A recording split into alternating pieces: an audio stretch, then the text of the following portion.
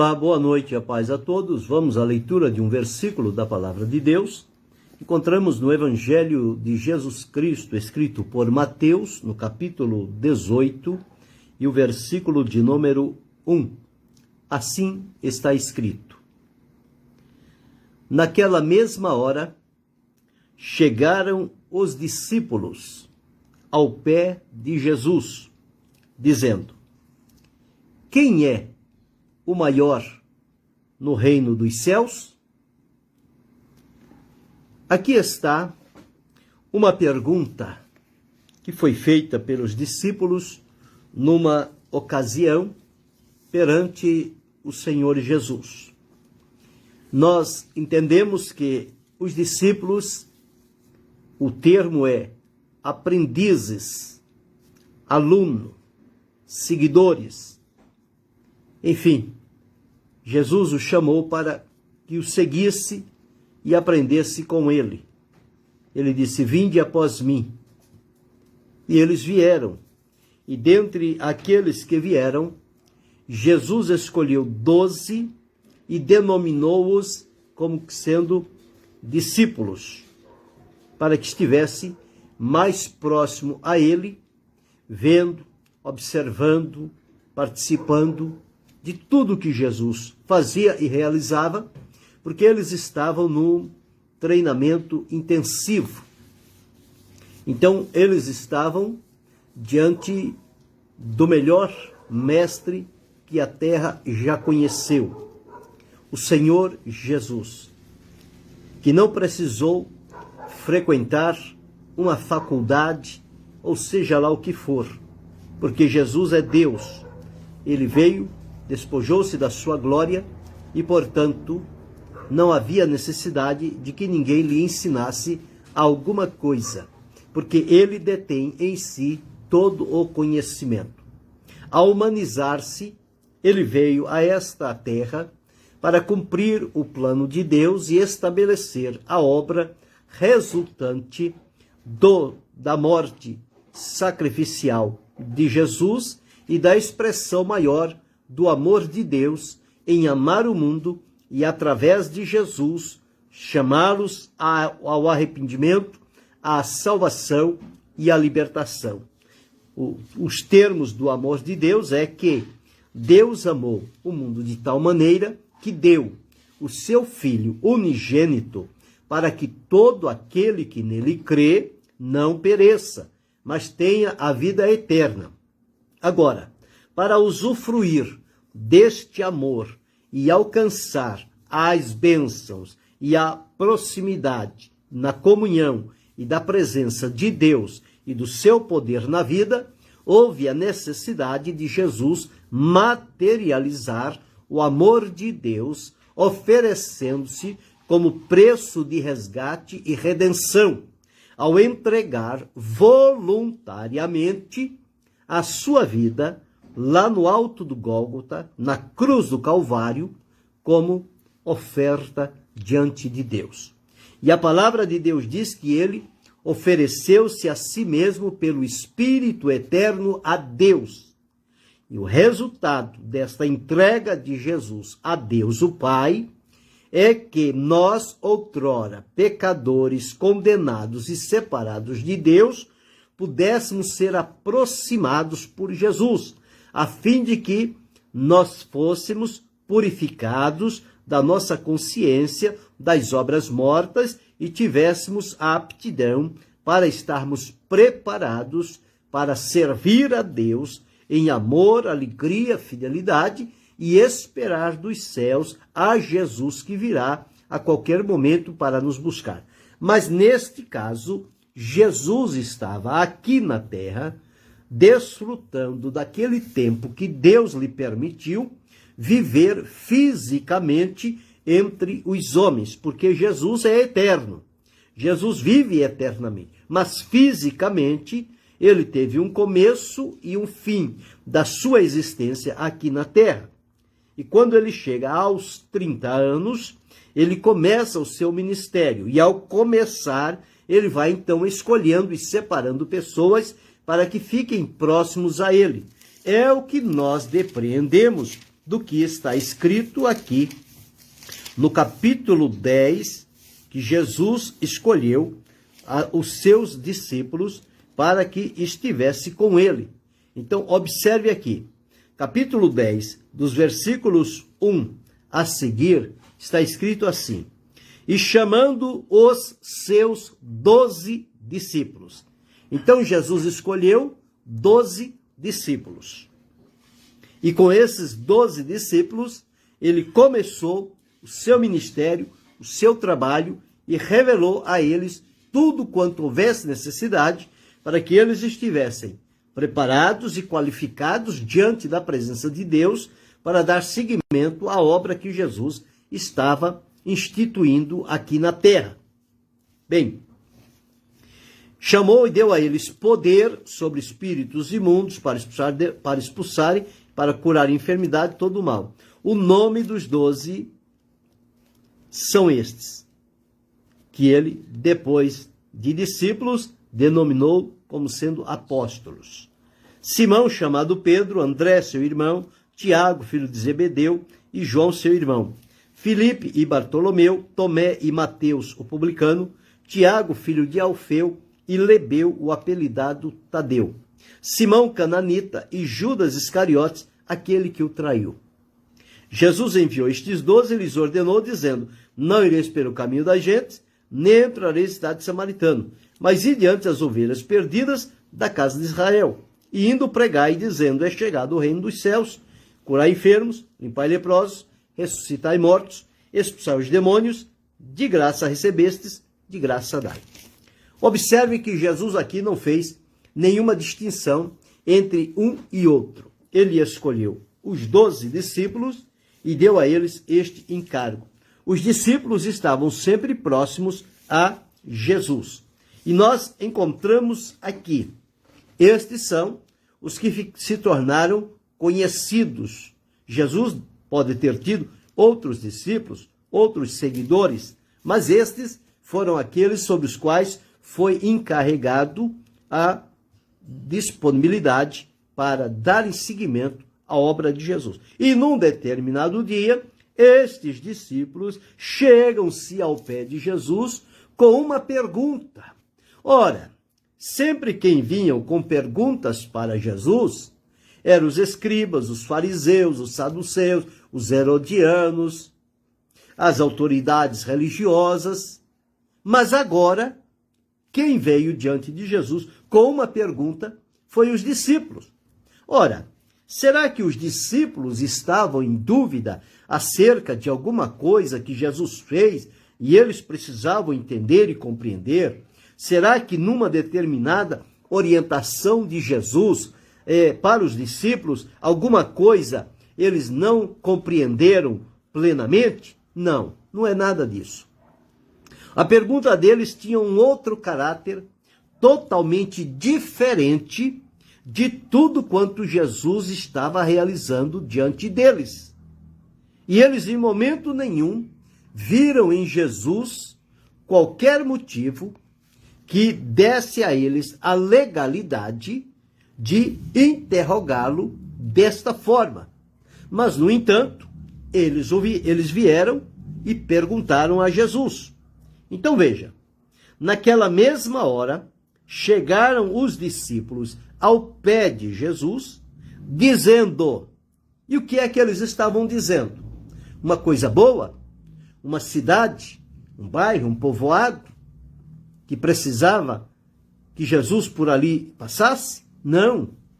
Então o que é que eles estavam perguntando? Veja a pergunta deles.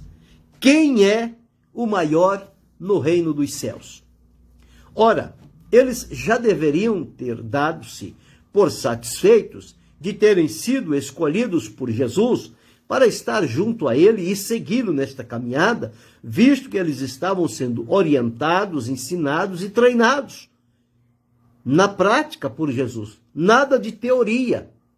Jesus não levou eles para uma sala e disse, pega aí agora a apostila, pega aí o livro e vamos estudar o capítulo 2 e vamos ver o que vai dizer isso, o que vai dizer aquilo. Não, Jesus não fez isso. Jesus os ensinou na prática, era caminhando, era na rua, era olho no olho, era diante do povo, as coisas acontecendo a todo momento. Por isso que o ensino de Jesus penetrou profundamente no coração. Hoje as pessoas passam anos e anos numa sala, numa carteira, diante de um professor, para um livro, e só aprende teoria e não aprende nada de prática. Por isso que não tem resultado. Quando sai formado, sai com canudo, com diploma. Mas e o trabalho? E o resultado? E a prática? Não tem. Quando manda ir fazer alguma coisa, não sei fazer. Escuta, faça aquilo, não sei. Ora, de que valeu toda a teoria se na prática nada daquilo é aproveitável? Não valeu nada. E há muita gente assim hoje em dia, que se enche de canudos, de certificados, de teorias, mas prática mesmo que é bom, não existe nada. Mas com Jesus era diferente. O negócio com Jesus era 100% prático. Nada de teoria. Tudo prática. Tanto é que ele chamou os discípulos para que estivessem com ele e caminhassem com ele.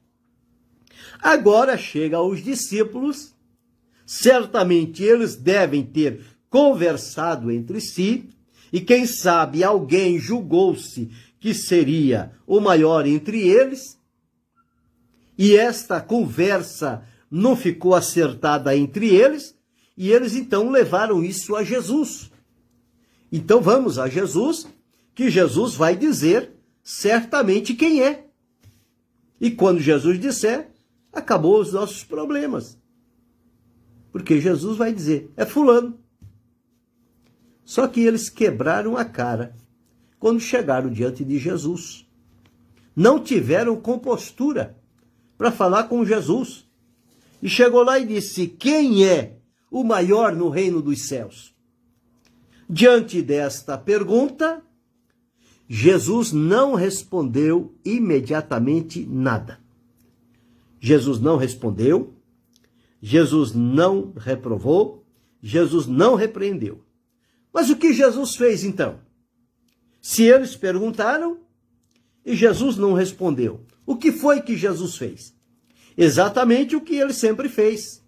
Ao invés de ele dizer as palavras, ele praticou uma ação que eles entenderam plenamente o que era que Jesus estava dizendo. Então observe aqui. Chegaram ao pé de Jesus dizendo, quem é o maior no reino dos céus? E Jesus, chamando um menino, uma criança, um menino, o pôs no meio deles. Certamente Jesus fez um círculo, pegou o menino e colocou no meio deles. O menino ficou no meio. Não tinha como eles não enxergarem, não olharem para aquele menino, porque ele estava no meio. E quando Jesus posicionou aquele menino no meio, e a atenção deles foi despertada, nós fizemos uma pergunta, e a resposta, Jesus começa colocando o menino no nosso meio. O que isso quer dizer? Então Jesus diz, versículo 3, em verdade vos digo que, se não vos converterdes e não vos fizerdes como meninos, de modo algum entrareis no reino dos céus. Bem, Jesus identificou em primeira mão qual era o problema que os discípulos estavam enfrentando. Esta pergunta, quem é o maior no reino dos céus, estava inquietando a eles. Jesus logo de cara disse que eles não eram convertidos.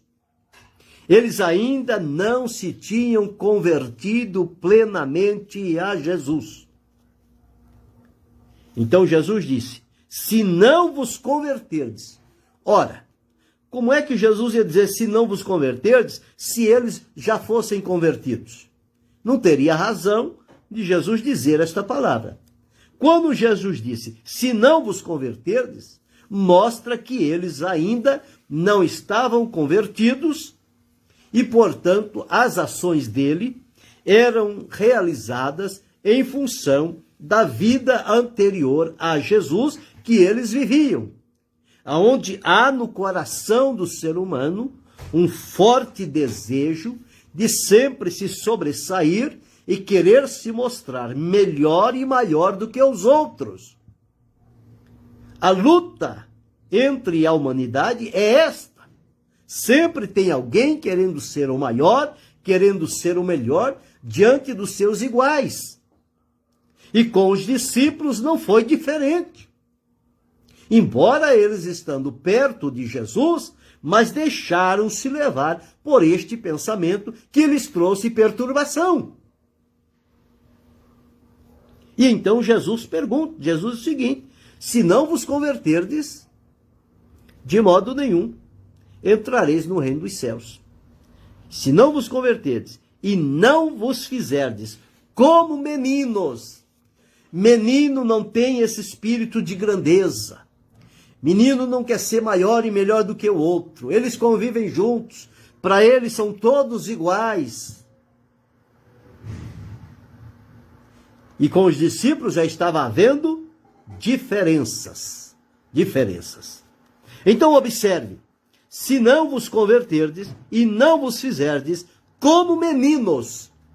Não é voltar a ser menino, voltar a brincar como menino. Não. É fizer-se como menino. Qual é a índole de um menino? Qual é o caráter de um menino? Quais são as ações de um menino? Ele tem vaidade? Ele tem desejo de ostentação? Ele tem orgulho? Não. O menino ainda não está contaminado com estas coisas. Ele está num estado de pureza. Portanto, isto não passa pela cabeça e pelo coração do menino. Foi esta a razão de Jesus colocar o menino no meio dos discípulos para dar-lhes uma lição como que sem palavras. E Jesus disse que eles não estavam convertidos. Ainda estavam vivendo da maneira natural do mundo, buscando prioridade, buscando estar no posto mais alto. E Jesus então disse isto: se vocês não se converterem, e se vocês não se fizerem como um menino, vocês não vão entrar no reino de Deus. Que dirá ser o maior no reino de Deus? Vocês não vão ter nem a possibilidade de entrar no reino de Deus. Eles já estavam como que julgando-se dentro do reino de Deus e agora só faltava escolher quem era o maior. Jesus disse que eles não eram convertidos e que eles não estavam aprendendo com o menino. E, portanto, eles não podiam sequer entrar no reino de Deus. Foi a mesma coisa que Jesus disse a Nicodemos, mas Nicodemos não foi com uma pergunta semelhante a esta. E Jesus disse: na verdade te digo que aquele que não nascer de novo não pode ver o reino de Deus. Nicodemos não entendeu. Jesus continuou: quem não nascer da água e do Espírito não pode entrar no reino de Deus. Então observa que não pode ver e não pode entrar no reino de Deus se não tiver o novo nascimento, se não passar pela regeneração, a transformação completa da vida. Porque arrependimento é mudança de mente, mudança de sentimento e mudança de vontade. Arrependimento e fé leva à conversão, a se colocar à disposição plena para servir a Jesus. Deus abençoe, Berg. Então nós encontramos aqui, Jesus disse isso a Nicodemo e disse agora aos discípulos. Ora, que pergunta é essa? Chegar diante de Jesus e dizer: quem é o maior no reino dos céus? E Jesus revelou aqui: pôs um menino no meio.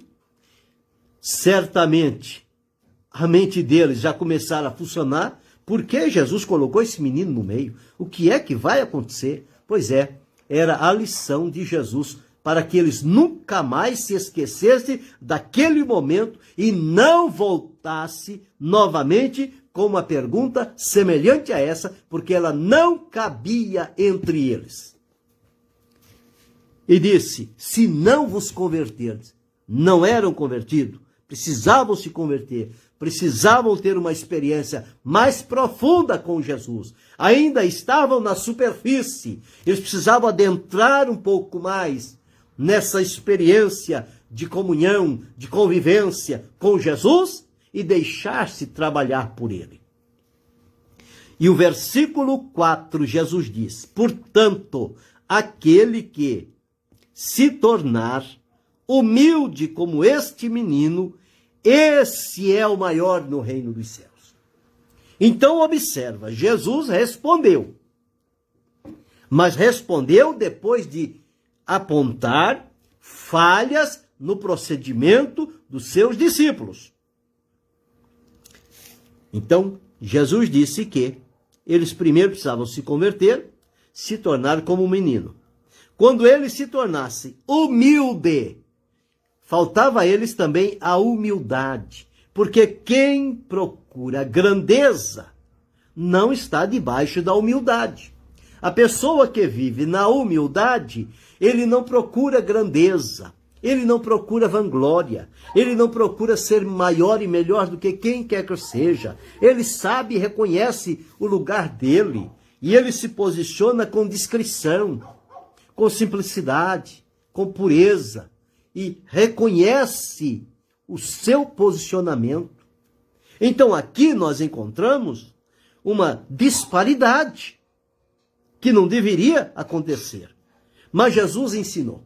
Então primeiro eles precisavam se converter, se fazer como meninos e se tornarem humildes. Nesta condição, quando eles se convertessem e quando eles se fizessem como menino e aprendessem a ser humilde, porque Jesus disse: aprendei de mim, que sou manso e humilde de coração. Ora, eles precisavam aprender de Jesus. Jesus foi o mestre da humildade. Nunca se colocou acima e a maior de ninguém, do que ninguém. Ele sempre se posicionou diante da presença de Deus o Pai, com humildade, enquanto aqui esteve, para exemplificar e ensinar os seus discípulos. Mas eles já queriam logo de antemão saber quem era o maior no reino dos céus. Numa outra passagem, Jesus diz que o maior é aquele que se torna servo de todos. Então isso não cabe na cabeça de uma pessoa que tem o desejo de ser o maior e de ficar acima de todos, porque ele sempre, quem está sendo considerado como melhor ou como maior, se enche de pompa e se acomoda e espera que os outros venham servi-lo e servi-lo bem. Mas Jesus ensinou que o Filho do Homem não veio para ser servido, mas para servir e dar a sua vida em resgate de muitos. Por isso Jesus disse: quem quiser ser o maior, seja servo de todos. E quem servir a todos, não vai querer mais ser o maior. Mas diante de Deus será considerado o maior. Mas não haverá da pessoa em si este desejo de ser o maior. Então nós encontramos aqui o que foi que faltou nos discípulos e nos nossos dias. Faltam a muitas pessoas que ainda não aprenderam com as lições que estão registradas na palavra de Deus. O que faltou neles? Bem, Jesus identificou duas coisas aqui, que lhes faltava: a conversão. E o que é a conversão? É a transformação. Não tinham sido ainda transformados. Faltava neles também a humildade, não querer se engrandecer e se exaltar diante dos demais. Portanto, faltava isto. Terceira coisa que faltou diante dos discípulos, faltou deles o respeito para com seus iguais, para com os demais discípulos. Porque se tivesse o maior, os outros seriam considerados menores. Faltou respeito. Em quarto lugar, faltou o companheirismo. Visto que todos estavam no mesmo pé de igualdade diante de Jesus, por que um querer ser maior do que o outro? Onde estava o companheirismo desses discípulos? Então, nesta oportunidade, Jesus ensinou para eles. Então, ser o primeiro, no sentido do mundo, quando as pessoas vêm com o pensamento do mundo, é alimentar o orgulho, a vaidade, a ostentação e a exaltação. E são todas práticas contrárias de quem serve a Deus. No reino de Deus não cabe estas coisas. Quem se deixa levar pelo orgulho, pela vaidade, pela ostentação ou pela exaltação. Então isto é próprio de quem ainda não teve uma experiência com Jesus. Porque a sociedade age desta forma. É uns querendo crescer mais do que os outros. E se puder tirar alguém da frente para que ele se sobressaia sozinho, eles fazem de tudo para que isto aconteça. Mas diante de Deus, em servir ao Senhor Jesus, estas coisas, elas são estranhas. Elas não devem existir. Não devem existir. A lição aqui que Jesus deu a eles é uma lição que eu preciso aprender, você precisa aprender, nós precisamos aprender. Basta a pessoa receber um cargo, uma responsabilidade, uma função diante de um grupo, diante de determinadas pessoas, pronto. Aquilo já sobe para a cabeça, a pessoa já se considera o maior, o melhor e exige que os demais fiquem debaixo dele, porque ele é o que está acima de todos.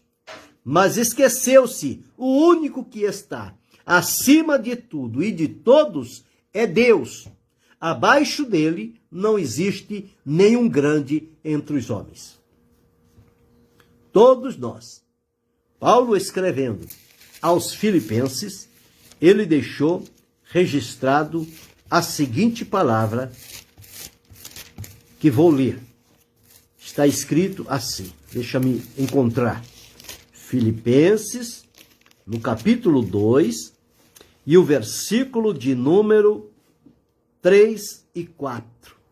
Nada façais por contenda ou por vanglória. Querer ser o maior e o melhor vai suscitar contenda e vai alimentar a vanglória.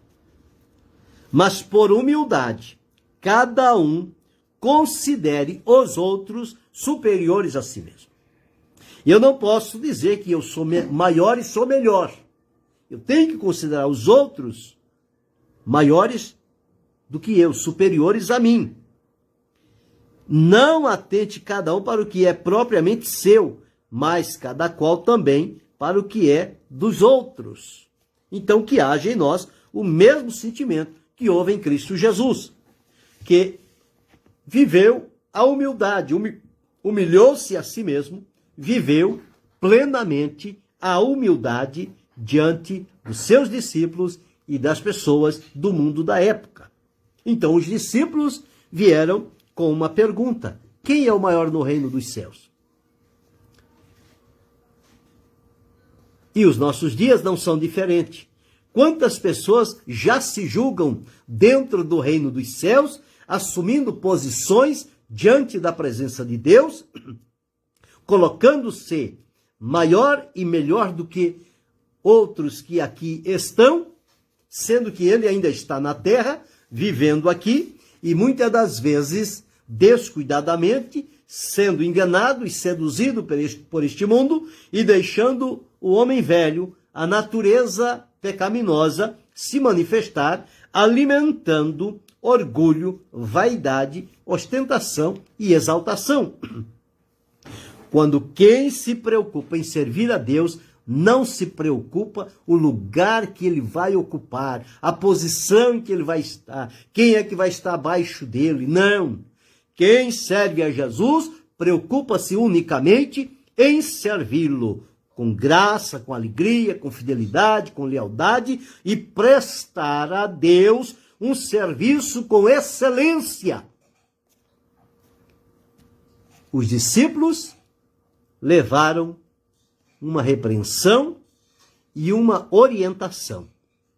Qual foi a repreensão? Jesus disse que eles não eram convertidos e que eles não eram humildes. E qual foi o conselho? Que eles deveriam tornar-se humilde como um menino, e aí então eles poderiam fazer parte no reino dos céus. Do contrário, eles não poderiam nem encontrar a porta, não entrariam de forma alguma. Então, quem é o maior no reino dos céus?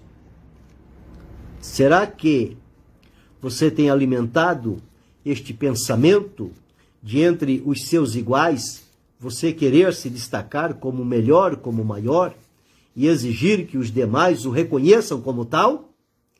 Se isso está passando pelo seu coração e pela sua mente, eu quero dizer-lhe com todas as letras, você precisa ainda se converter e se tornar humilde como uma criança e aprender o que é servir e não ser servido. Jesus deu o exemplo. Ele veio para servir e não para ser servido. E quando aprendemos com Jesus, nós vamos fazer exatamente igual o que Jesus fez. Portanto, quem é o maior no reino dos céus?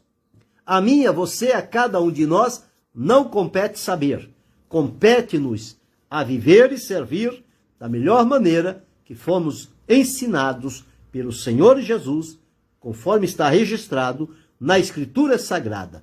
Este é o nosso único e melhor compromisso que precisamos assumir. Fazendo assim, nós vamos entender que cada um tem o seu lugar, tem a sua hora, tem o seu momento, tem o seu trabalho dignificado quando serve a Deus com humildade, com sinceridade, com vida transformada e com fé no Senhor Jesus Cristo.